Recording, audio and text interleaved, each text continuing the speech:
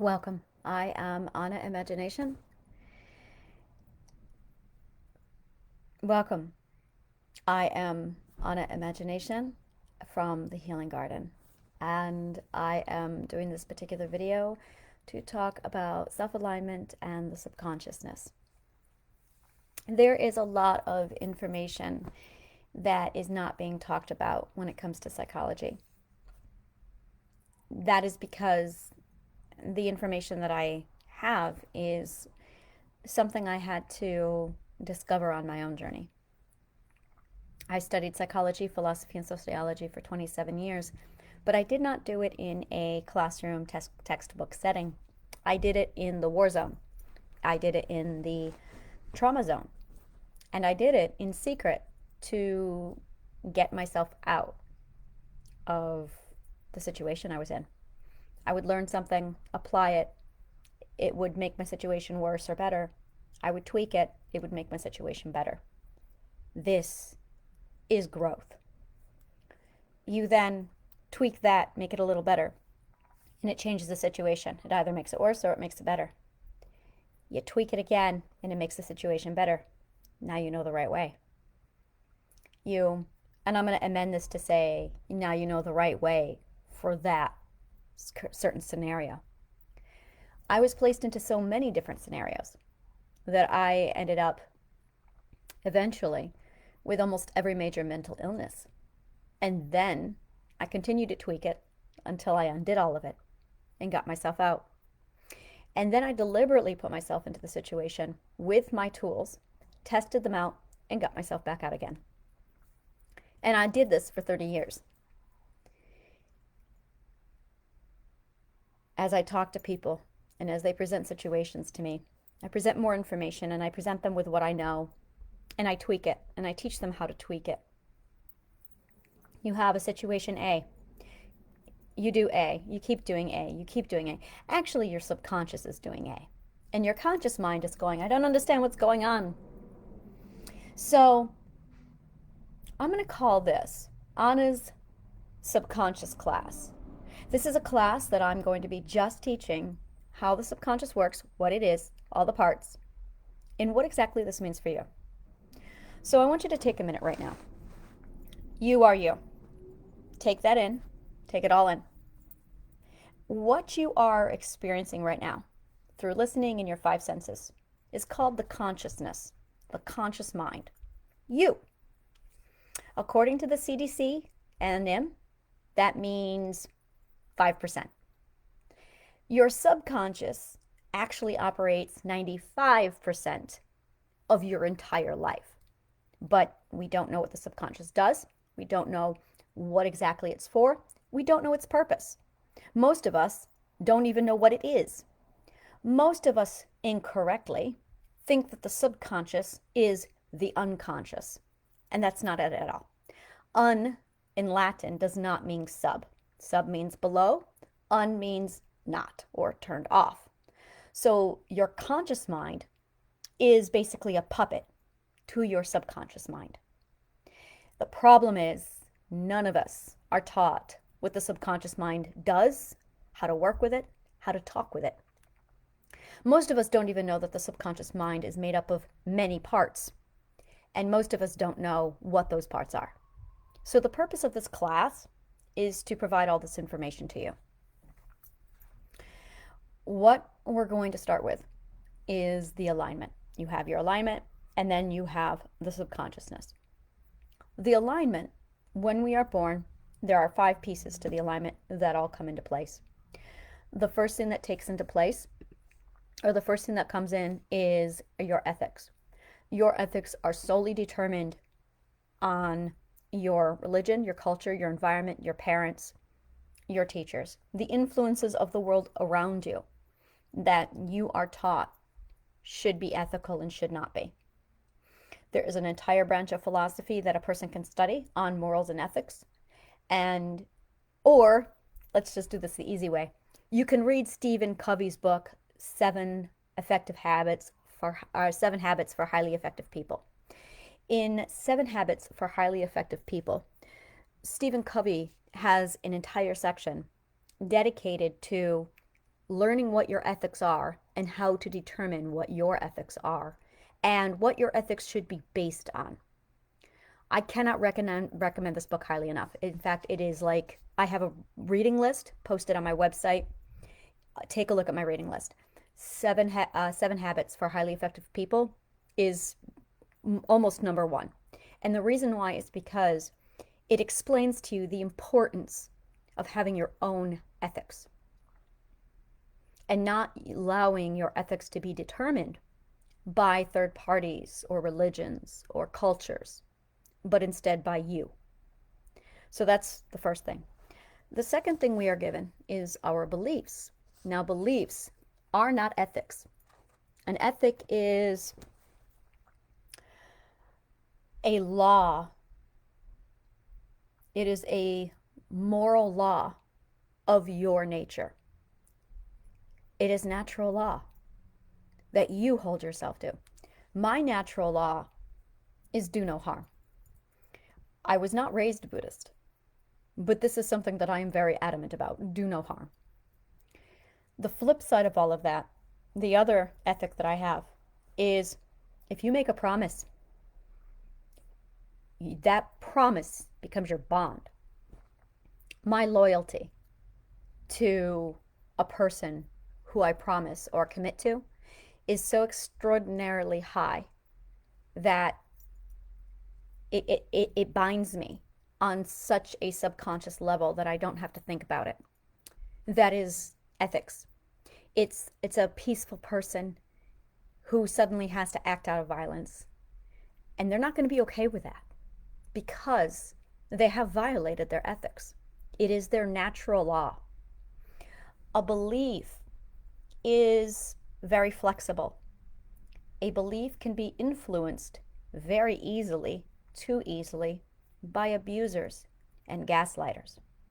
In fact, that is most of our problems, is this right here, is that we have had influence from outside sources that influence our internal beliefs.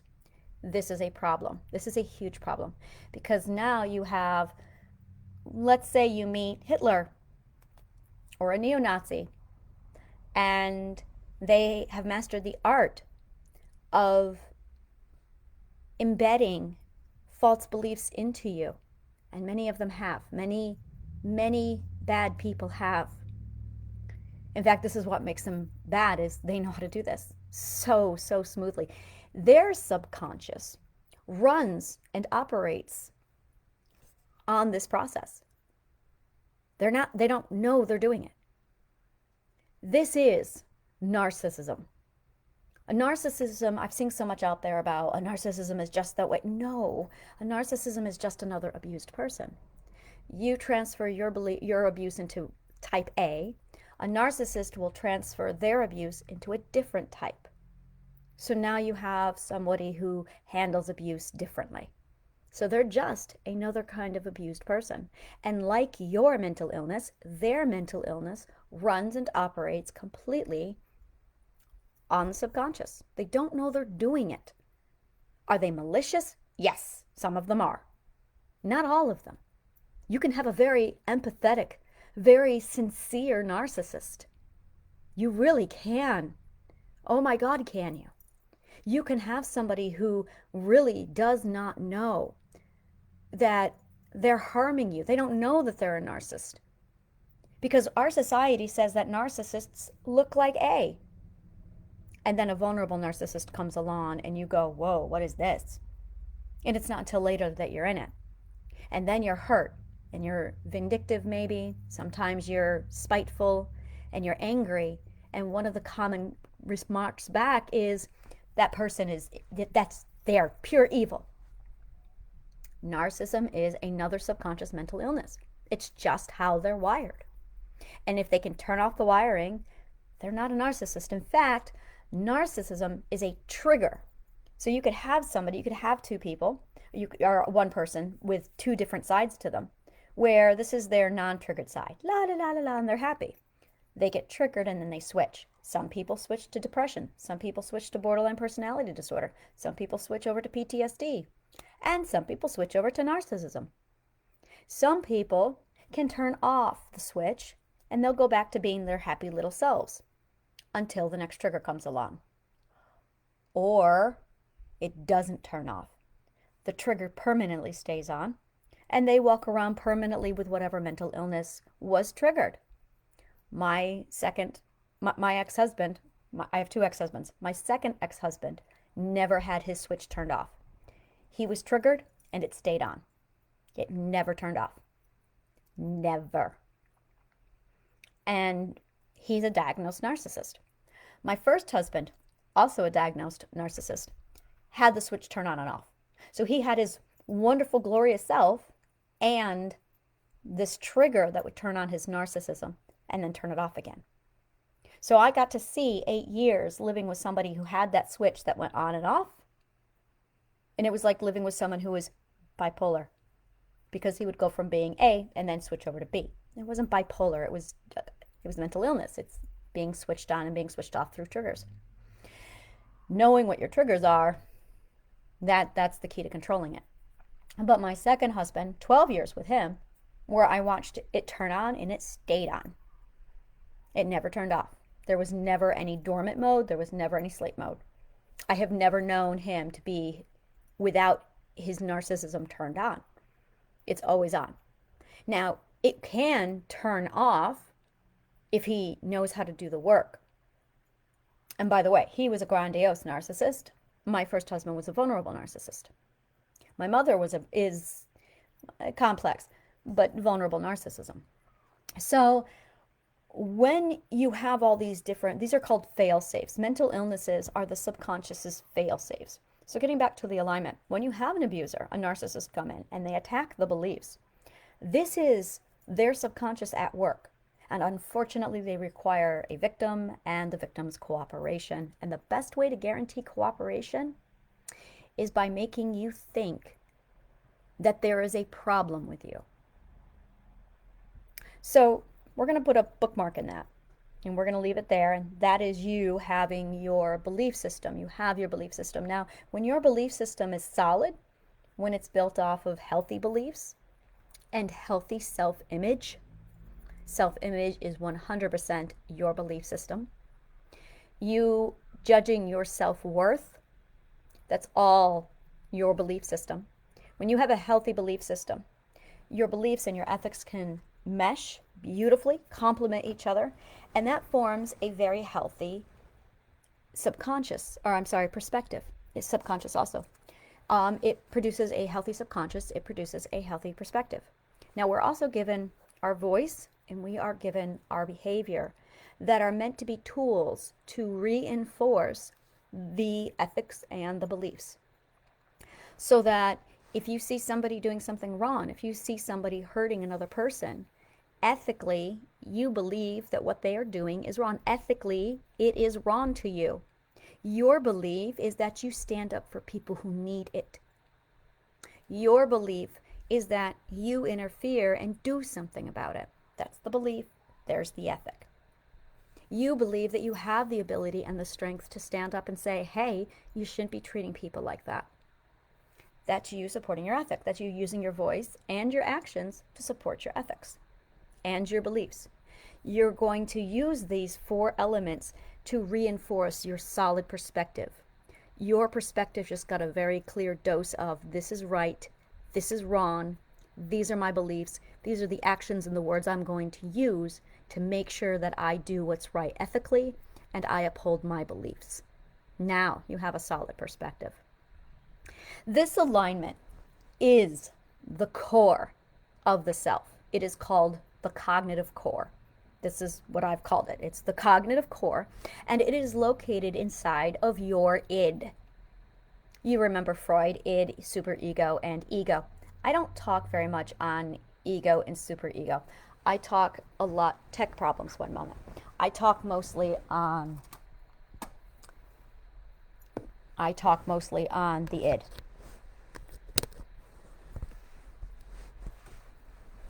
I just had to plug in my computer.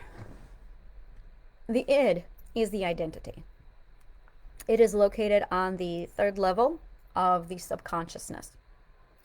There are 5 levels of the subconscious mind. Okay? 5 levels. When you have your 5 levels of subconscious, the first level is where all the cognitive thought takes place. That's where your conscious mind participates in dialogue with the subconscious mind. That's where you hear all the voices in your head. That's where you hear the internal voices scolding you for doing things wrong. We're going to talk more about what that really is. That's all the happenings in your on level 1 of your subconscious. That's all the dialogue that you hear. Level 2 is what I have called the mind maze. The mind maze is where all the memories are stored. The mind maze is huge, and you have varying levels of memories. You have what I envision for me, this is what I've always seen, is this massive maze of doors, a labyrinth of halls. And the most recent memories are up front, the oldest memories are all the way in the back. The happy memories, the recent memories, the memories that are most focused are with the doors open. So I can just glance into there and recall memories like this. The doors, some of the doors are closed. Those are the ones that I have to consciously activate the memory. I have to consciously access the memory. If the door opens and it's unlocked, there's nothing wrong. I can just open the door, walk in, access the memory, close the door. But it's not in the forefront of my conscious mind. I have other conscious pieces that are constantly on play. I'm constantly remembering things with my partner. I'm constantly bringing a lot of memory into that. That's the forefront of the memory. That's the one with the doors open. Doors closed are memories I have to consciously access to remember them. The next kind of a door is the door that is closed and locked. This is where shadow work comes in.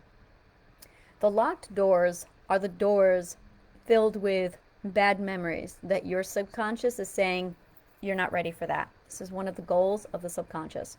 This is a method of protecting you. I'm going to say this a million times over again. The subconscious will do anything to keep the identity safe. The subconscious will do anything. It will make you remember. It will make you forget.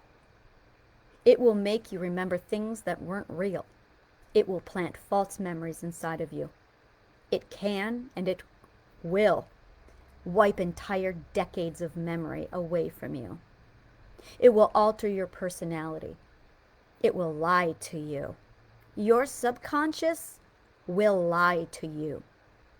It will take a memory away from you and then make you forget that you even had a memory. The subconscious has one goal: to protect the identity at all costs. If that means amputating a piece of your identity, burying it on the 4th level, then changing your memory, blocking out that you consciously don't even know what the subconscious has done, changed the players, and lied to you, that is how good the subconscious is. And the subconscious has an entire system built up and around the identity just to keep the identity safe. Now, it doesn't actually destroy any parts of the identity.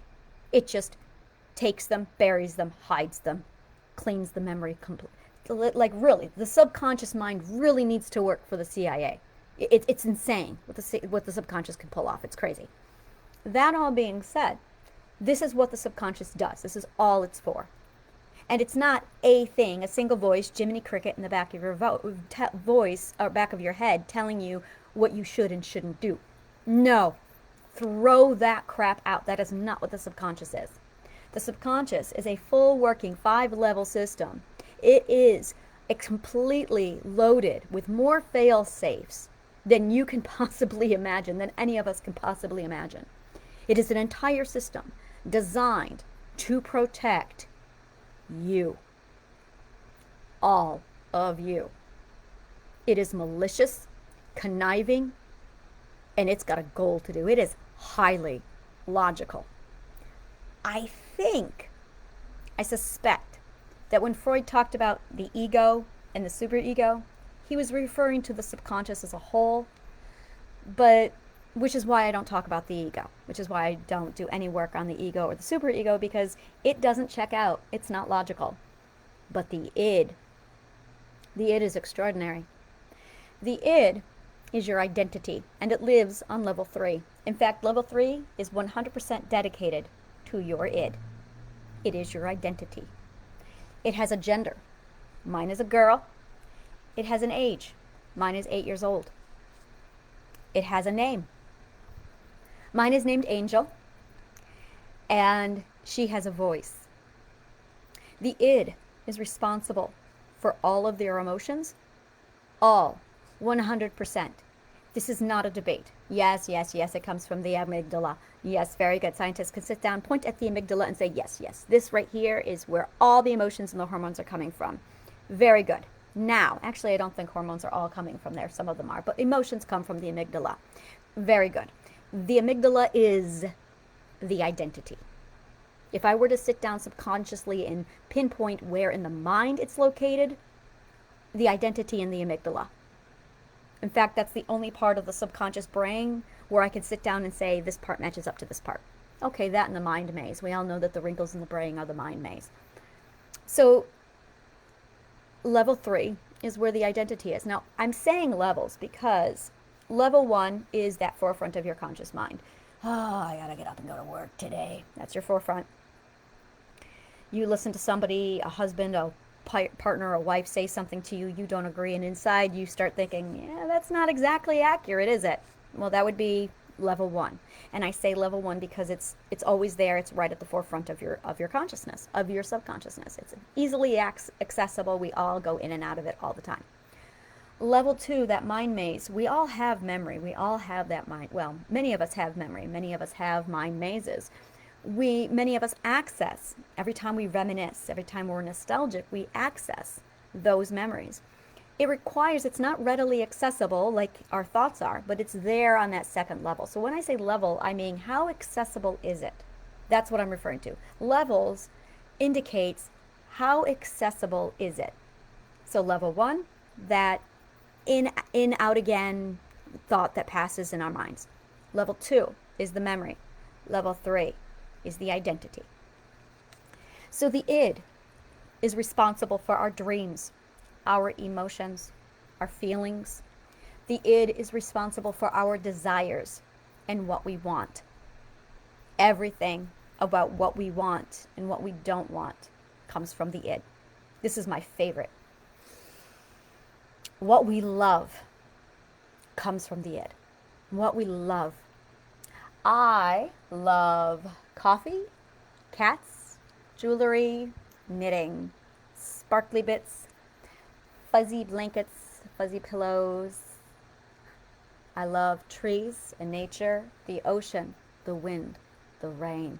I love dancing. I love singing. I love music. I love people. That is what I love. And that is all the identity. That is, first and foremost, 100% your identity. Being grateful, counting the things that you have that you love, is the identity. The identity is everything. To thine own self be true. Now, on the 4th level is the closet with which many of our skeletons reside. There really is no better way to put it than that. Level 4 is the proverbial closet where all of our skeletons reside. There is a level 5. I can feel it.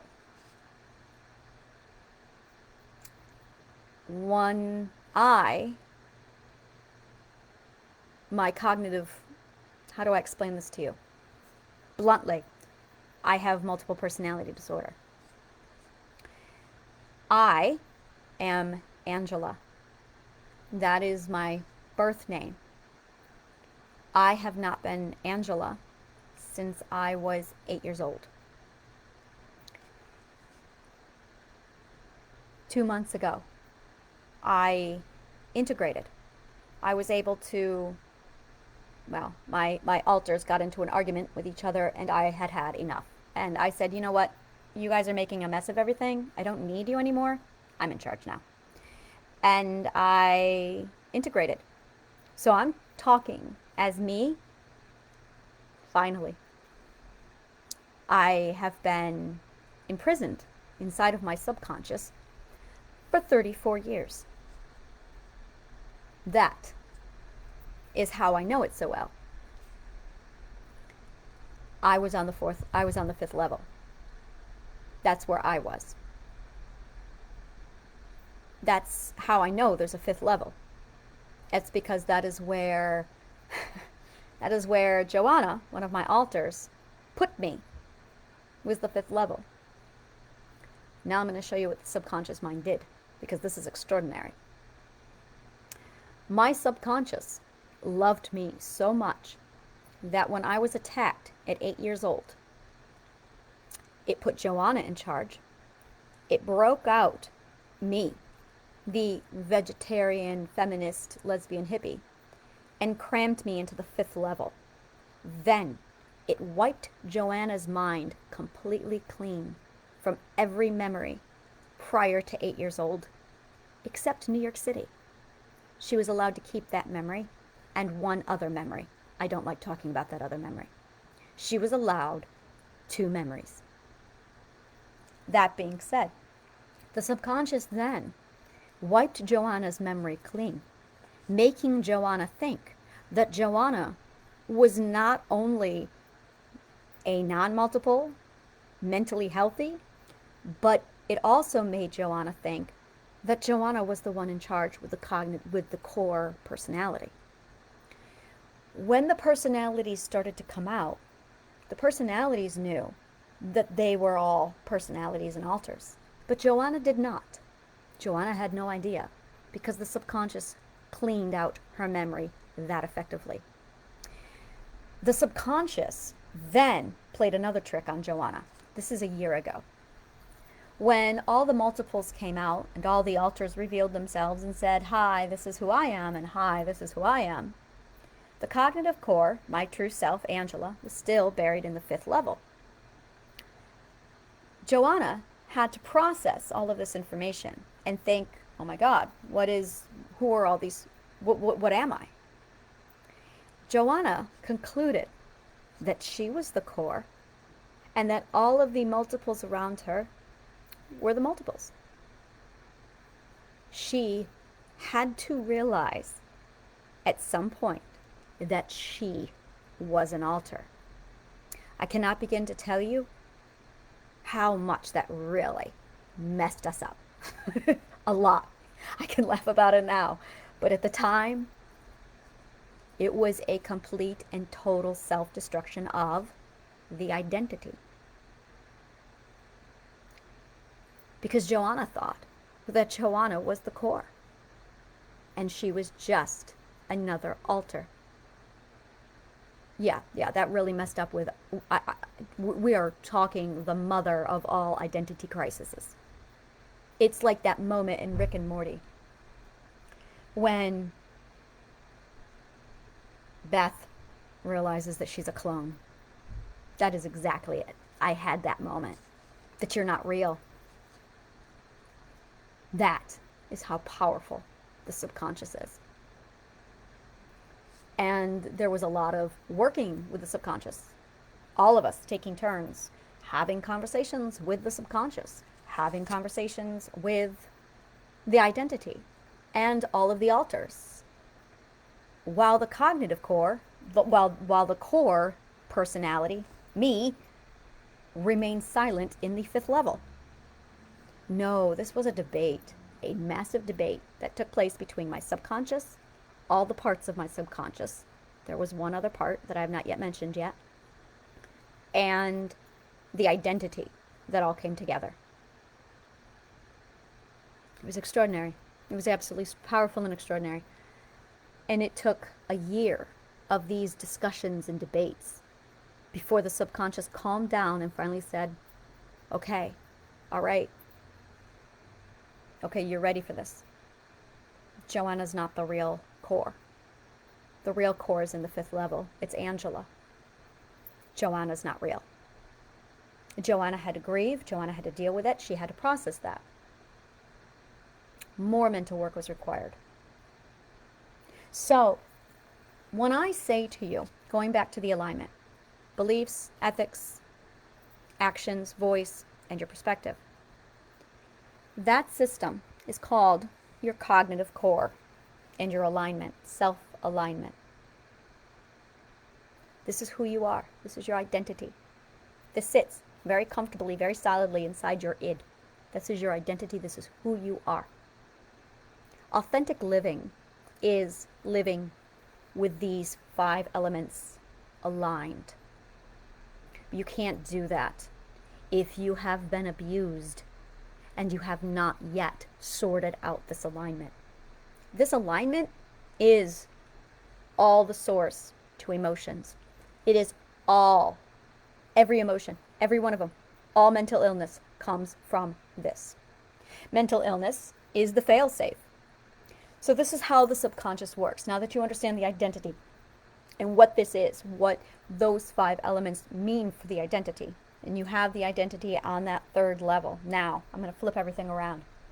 The subconscious is the guardian. It is so obsessed with making sure that the identity is safe that, I'll say it again, it will go to great lengths to make sure the identity stays safe and whole.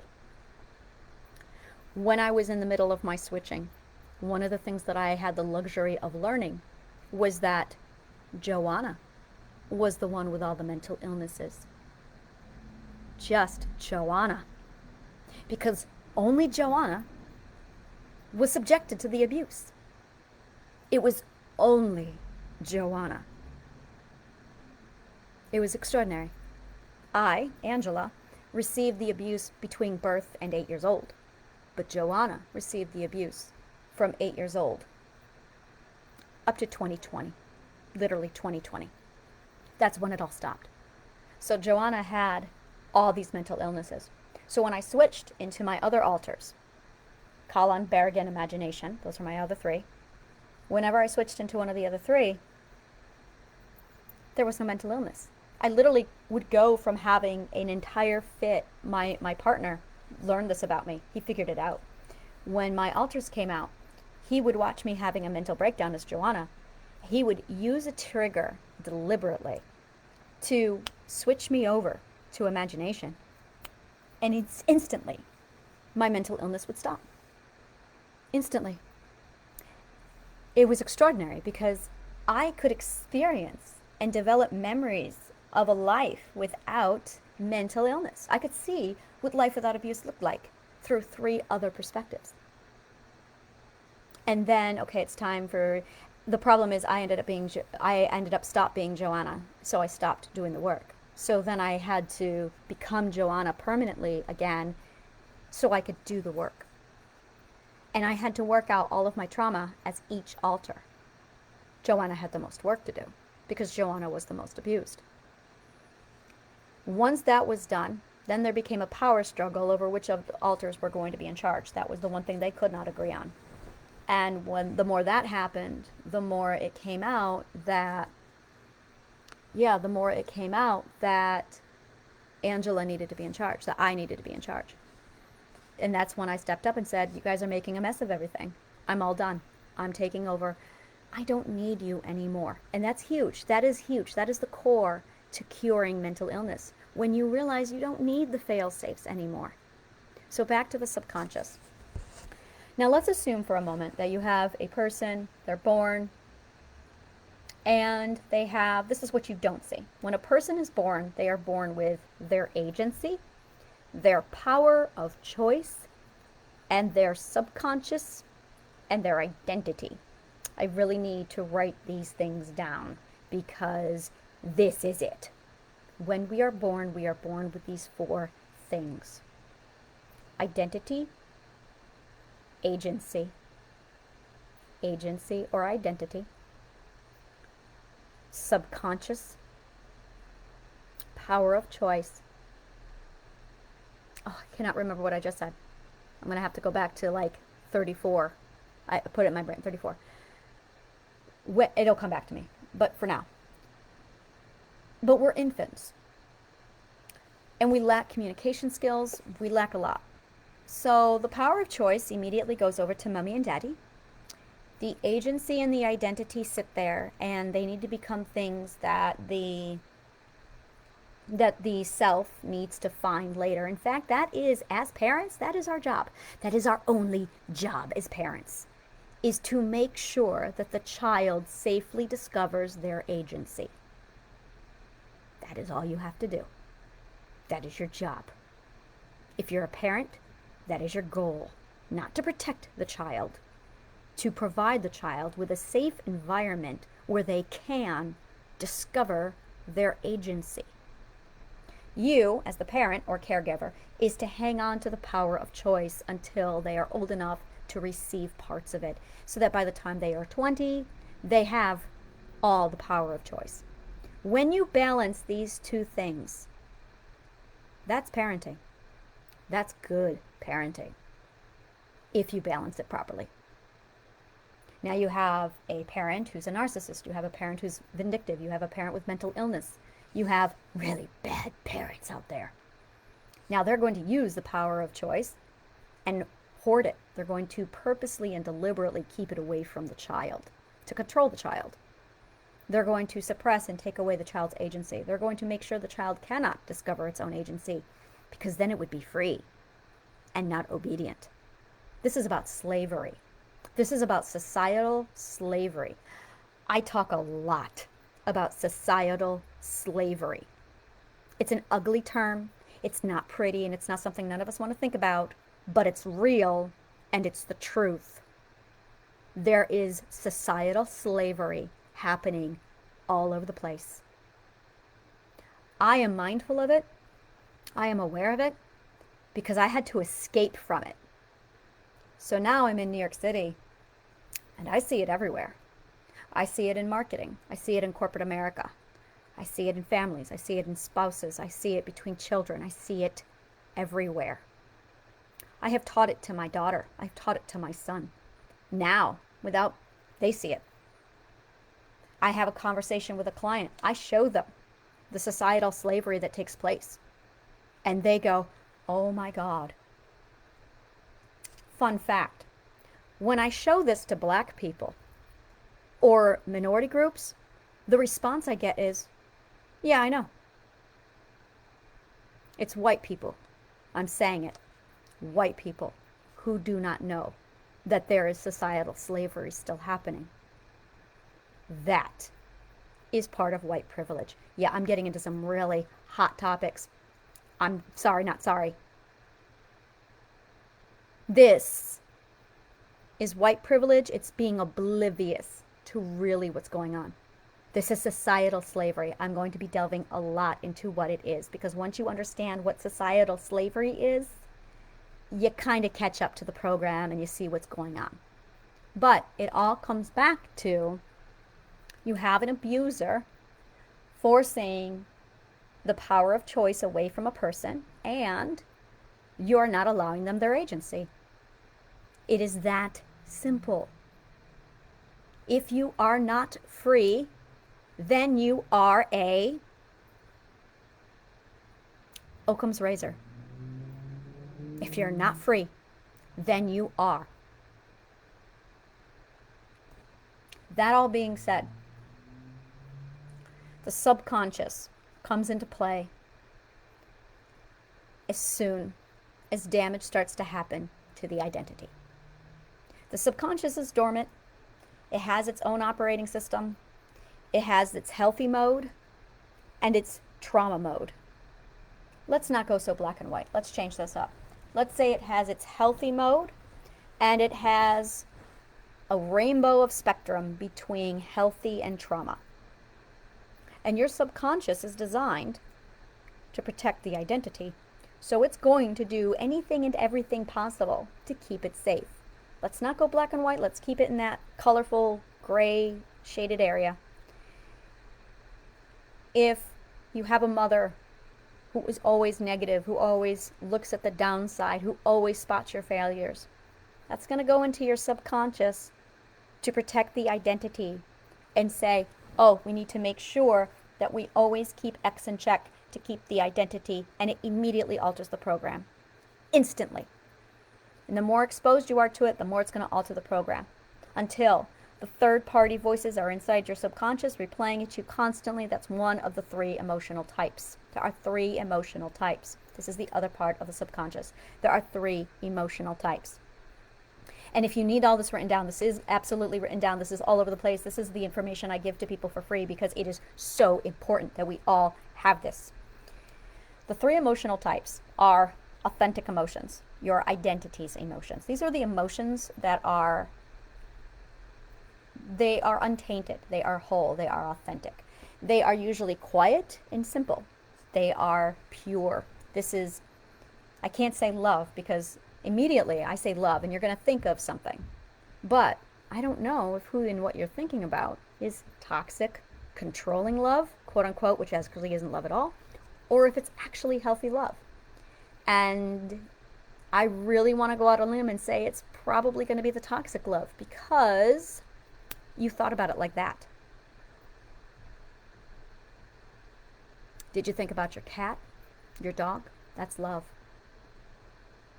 Do you think about the plants you like, your gardening? Think about the things you love to do. Feel that emotion. That is love.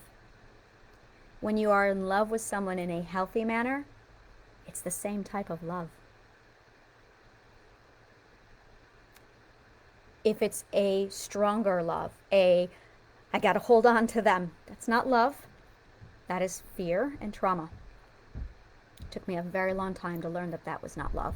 My God, it took me a very long time to learn that that was not love. I love my partner today like I love my cat. I love my partner today like I love coffee. If the journey is an emotional journey, that is not your authentic emotion. The second type of emotion is what I call motivator emotions. Motivator emotions are fear-based and trauma-based, and they are 100% born out of your subconscious through trauma and fear. They are run and operated by a part of your subconscious that I love to call the Jerry. You're not going to find this term anywhere. This is 100% my stuff that I invented when I was locked in my mind for 34 years. So you can't Google this stuff and find it. Not yet anyway, I'm working on it. That being said, the Jerry. The Jerry is your subconscious's replacement for your id. When all systems fail, the emergency goes off, the subconscious hits that emergency button and says, we've got a situation, turn on the fail-safes. The fail-safes all flipped on. The fail-safes are the mental illnesses. That's okay, this person's being beaten, let's give them PTSD, that way they'll do ABC to keep them safe. This person's being exposed to a narcissist, let's give them another trigger so that their triggers go off and they develop empathy and they become a servant to the narcissist to keep them safe. This person's being subjected to, I don't want to get into it, you know what I mean. That all being said, it's complicated, but the subconscious immediately sets off all these mental illnesses to reflect the type of abuse that you are in. And when this happens, to keep the identity safe, the subconscious removes your identity from the helm of your ship, so to speak, and supplants the Jerry. He drops the Jerry right in place and puts the Jerry in charge, so the Jerry runs and operates everything. The Jerry has one emotion, just one, and it is fear. If you have seen the movie Inside Out, imagine fear running the show. Only fear is, Jerry is like a million times worse than fear. I wish fear would run the show. Fear is an authentic emotion that belongs over there with the id, and it does. Jerry is a whole nother creature. I will be getting into more of Jerry. The third type of emotions is Oh, and that's the other thing is Jerry's emotions, I refer to those as motivator emotions. The reason why I refer to those as motivator emotions is because they motivate you. That is how you can tell the difference between a motivator emotion or a Jerry emotion and your id's emotions. When you feel an emotion from your id, you just feel it. With no urgency and with nothing to do. You just take it in. I love my cat. I love this coffee. There's no motivation to do anything. This is sitting with your emotions. You just take them all in, you feel them, you absorb them, you love them, you let them go. You watch them move in and out of you. It's just part of you. But motivator emotions, those are emotions with purpose. And the purpose is to keep you safe. Because remember, the Jerry's in charge, and the Jerry is an agent of the subconscious. I'm loving this talk, by the way. Jerry is the agent of the subconscious mind. And he is. That being said, Jerry gets afraid. He immediately hits the emergency button. Jerry loves hitting the emergency button. He hits the emergency button. He puts everything into chaos. And he starts giving you orders. He reminds me of that little toy soldier in Toy Story. Go, go, go, move, move, move. This is Desert Storm. Everything's a catastrophe. Everything's got to be handled. You've got to text that boyfriend who never texts you back. You've got to march yourself down there and find out exactly who your wife really is. You have to call your wife right now and find out where she is. You have to get in the face of the person who wronged you. Motivator emotions. It makes you do things. That's what their purpose is. That's what Jerry does. Because Jerry is convinced that if you do nothing, you'll be hurt. That's the fail-safe. Jerry is one of the fail-safes. Jerry is one of the fail-safes. He keeps your mental illnesses working and operating full-time. Really let this sit with you. The id isn't going to do that. That's not what the id is for. The id is for the alignment and calm and peace. The Jerry is in charge of emergency shift. So once you've been abused, the fail-safes turn on. And the more you've been abused, the longer you've been abused, the bigger Jerry is, the louder Jerry is. Now, yeah, I'm not done talking about Jerry yet. This is my Jerry. Why Jerry? Have you ever watched Rick and Morty? Imagine Jerry running your subconscious mind. That's it. I remember I was watching Rick and Morty about a year ago. And I was doing this work and imagining this thing inside of me running and operating my subconscious like a banshee. And it was the episode it was the Citadel of Rick's episode. When Rick and Morty come in, evil Rick and evil Morty come in, and they shoot one of the Ricks and Mortys. Well, they shoot somebody, I think Morty, and they grab Rick and they drag Rick away. And Jerry goes, "Oh my God, what's happening?" And I just went, "Oh my God, my subconscious is Jerry. Jerry's running my subconscious. I'm Jerry's little bitch." Yeah, take that. Use that. That became my motivator to fix things right away. When I realized that Jerry was running the show in my brain, that I was Jerry's little bitch, nope, that's changing right now. And I got to work immediately on not allowing that to control this.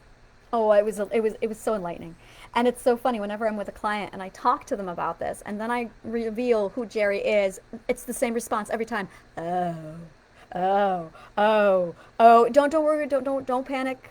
I'm going to show you how to fix it. But yeah, Jerry's in charge and you're his little bitch. It sucks. But yeah, Jerry's just up there. Oh my God, what's happening? And he curls up into his little shell. And you're just, oh God, Jerry. Now, this is really important. Jerry is part of you. This is the part where, and I'm really going to talk in absolute Rick and Morty metaphor here. Jerry needs a bath. Jerry absolutely needs a bath. And that's where you come in. This is the healing process. You need to step in and be like, Jerry, it's okay. I know you're scared. Now, Jerry talks a lot. When he's not screaming and he's not hysterical, he talks a lot. So this is where I'm going to teach you how to talk to yourself. I'm going to teach you how to have conversations with your subconscious.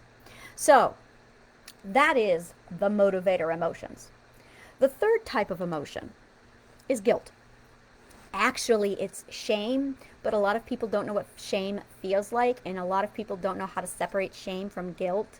So in order to understand guilt and shame, it's not complex. Guilt comes from the id, and shame comes from the third-party emotions. But because you are tuned into third-party emotions and that's what you're feeling all the time, you think that's guilt. It's not. Once you turn down Jerry, once you eliminate the third-party emotions and you get rid of shame, and you tune into your id and you restore the id back in charge of your subconscious, then you can feel guilt. And it's funny because when I integrated, when I turned my Jerry down, and my Jerry is still there, by the way. Jerrys are always there. They never go away. You just need to be mindful and keep them in check. So I've got my Jerry. He's in the back. And that, when all these players settled into their parts and I turned the emergency system off, then I could feel guilt. So now when I feel guilt, I can ask the question, whoa, which of my ethics am I violating today? That's the question. Guilt is just your cognitive core, your 5 elements, ethics, belief, action, voice, perspective, is out of alignment. You feel guilt, and the question needs to be simply, whoa, I just did or said something that violated my ethics. Let's look at that. That's all it is. Guilt is when your actions or your voice, your behavior or your voice, contradicts your ethics. Pain is when your beliefs contradict your ethics. Confusion is when your perspective is not capable of being formed clearly because an abuser or a math teacher is supplanting and providing you with beliefs that contradict your current beliefs.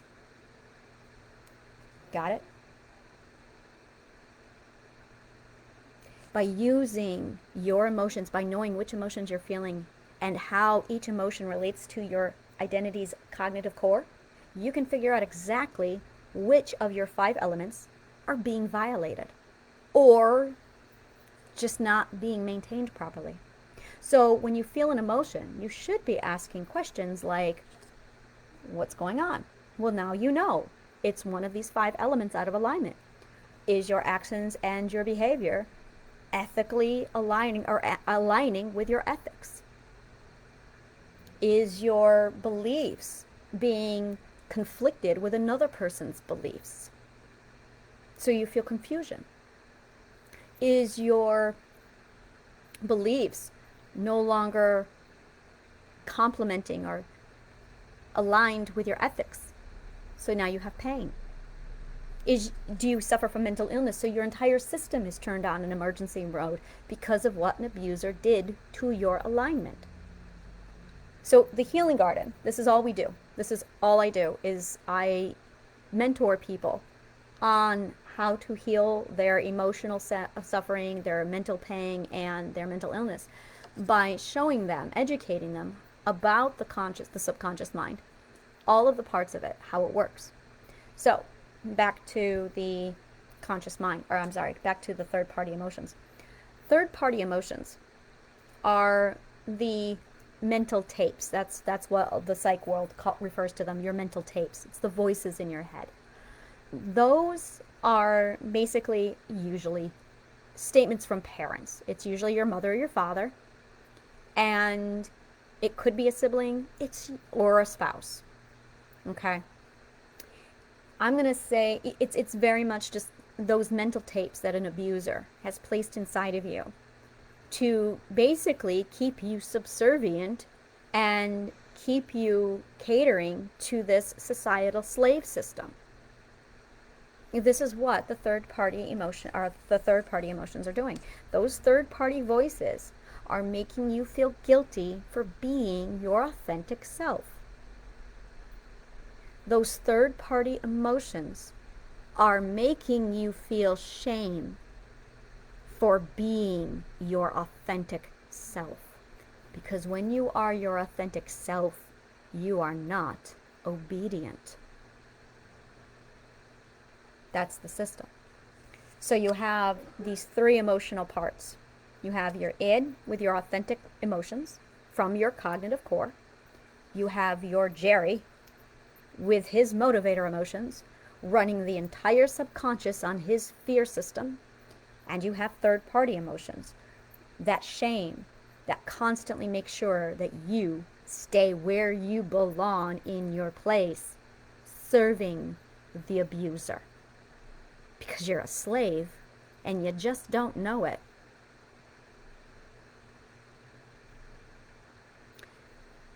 I was a slave.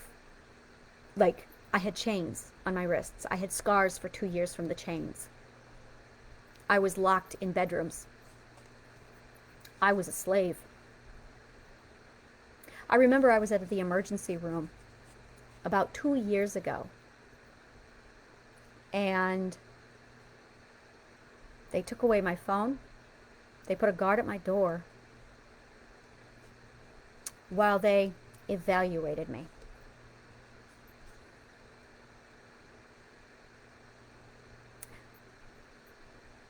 I looked at the guard and I said, you know, I've been a slave. I know exactly what it feels like. And it feels just like this. So when you start to learn what slavery feels like, you start to feel what it feels like, and you become mindful and aware of what it looks like. When you have this power, when you have this knowledge, you gain such a huge advantage in our system. You gain a huge advantage on the dating field. You gain a huge advantage from ever being abused again, because you know what it looks like, because you can feel and memorize and call it by name.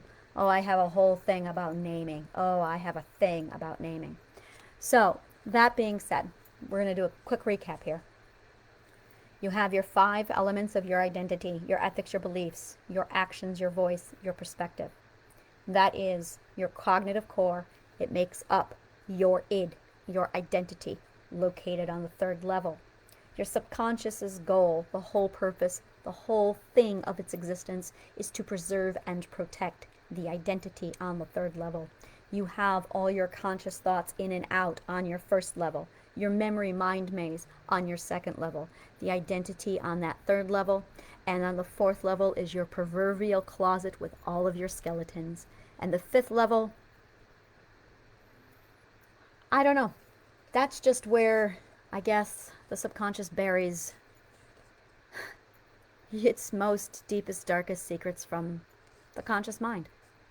I really think that that's all it's for. I think we know what's in our 4th level. But when you really want to hide something from the conscious mind, you put it in the 5th level. Yeah. I think that's it. The 4th level is where you put things that you really don't want accessed daily or regularly or mindfully by the conscious mind. Remember, you are the conscious mind. You. So this is me telling you very directly, do you know what your subconscious is doing to you right now? Do you know everything it has done because it loves you? The subconscious is the ultimate testament of self-love. It isn't malicious. I would love to know, please leave a comment in the video, how much time of this video did you spend thinking the subconscious was a malicious, maniacal, evil thing inside of you? And how many of you thought the subconscious truly is a testament of self-love? I remember the day that Joanna confronted all of the altars. And when you have dissociative identity disorder or multiple personality disorder, one of the things that you have to acknowledge is what the subconscious has done to me. This is a really big topic. And in fact, I do a whole video on just this. This is going to be next. Everything the subconscious has done to me. Because when you heal, that's really what you're healing from. It isn't me versus my brother. It isn't me versus my rapists. I'm not supposed to say that, but it's really suiting. It isn't me versus my slave owners. It isn't me versus my father. No. It is me making amends with my subconscious. Because my subconscious had to do some really horrible shit to me to keep me safe. It had to amputate parts of me. It had to hide most of me. It had to bury me for 34 years inside the 5th level. When I remember standing around Joanna, I remember looking at Joanna as imagination and thinking, look at everything Joanna did for me. Look at everything she took to keep me whole, to keep me safe. Joanna loved me so much. Joanna loved me so much that she broke me away and buried me in that 5th level for 34 years to make sure that this part of me would stay whole so that I could come out again 3 decades later.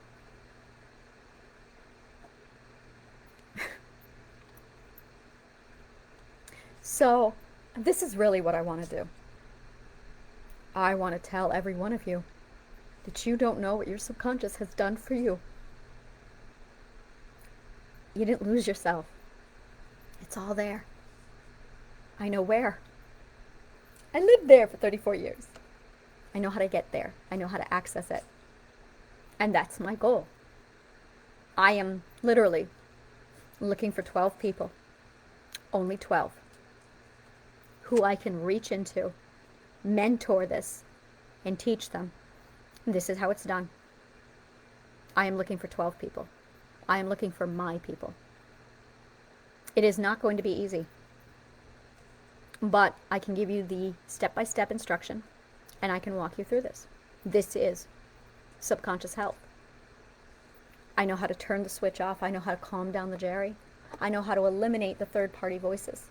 I know how to identify the beliefs that are corrupting the entire alignment. I know how to take the hand of your id and gently, lovingly say to her, okay, it's time to come out now. You can be in charge now. And I'm going to tell you right now, self-care, self-compassion, quiet, gentle, calm is how to wake up your system. That's the only way. Because when you scream at yourself, you cower, just like a child in the corner. Stop screaming at yourself. You want the child to come out of the corner? You want the frightened dog to stop growling? Start whispering. You are no different than a frightened dog in a corner. I believe I have covered everything that I know about the subconscious, all of its parts, how to break it all down. Now, the real work can begin. Learn this system. Learn it. Because the next step, the next stage, is going to be holding your hand and teaching you how to start communicating with the subconscious. Start envisioning it as an actual being, not a single being. By the way, the universe is the subconscious. Whenever I refer to the universe, I'm actually referring to my full subconscious, the whole subconscious as a system. It is God. In my head, it is God because it runs and operates the entire system. In the beginning, God, my subconscious, created the heaven, the conscious mind. No, wait. Heaven is the id, and the earth, that would be the subconscious mind. Or I'm sorry, the conscious mind. Earth is the conscious mind because of grounding, and subconscious mind is heaven. God, the universe, is the whole working system internally. It's a metaphor. This is, for me, this is it. This is my religion. This is what I believe. I believe, and we do, that humans have the power to create and destroy. We create and we destroy every day. With the power of imagination, you can make anything happen. Because there is not a single thing in existence that did not once start as somebody's imagination. Everything that exists today began as imagination. Everything. Someone had to imagine it and then figure out how to do it. That's why I'm called imagination. I believe that we have gods inside of all of us. And I believe that we have forgotten that we are gods. And I believe that when gods forget that they are gods with the power to create and destroy, they make a mess of the world. It's just irresponsible godding. So it's really time to start becoming responsible for our power to create and destroy. And we're going to start with you. We're going to start with ourselves. Because if we can't figure this out and master this, then we're not going to be able to help other people. So I am looking for 12 students who I can teach this method to. Just 12. And for the record, this is not going to be a free course. Because what I am handing over is life-changing and exceptional. It is extraordinary. And it is not for somebody who just got out of an abusive situation and they are looking for a quick fix. This is not a quick fix. This is an extraordinary healing power, and it's completely done through science, awareness, and knowledge. If you just question the system, and if you question the way things are done, and if you take responsibility for who and what you are and what you are capable of, the subconscious is extraordinary. And so are you. My name is Anna Imagination. I am available at www.annashealinggarden.org. I have a Facebook group where I collect people like me. That is located again at Facebook.com/Anna's Healing Garden. And I'm all over the place. This is my purpose. This is what I do. Please join me at the Facebook group. That is where I do most, any, and all of my live videos. They get loaded up to my YouTube channel. I do a lot on subconscious health and mental health, especially with the identity and the alignment. I am currently studying to be a Reiki master, and I am also bringing a lot of energy healing while I am studying bioenergetics and quantum physics to prove that the stuff is actually legit, because it is actually legit. And I'm really tired of the pessimistic naysayers who want to doubt what is overwhelming in evidence right now. That all being said, may the kindest of words always find you. Thank you.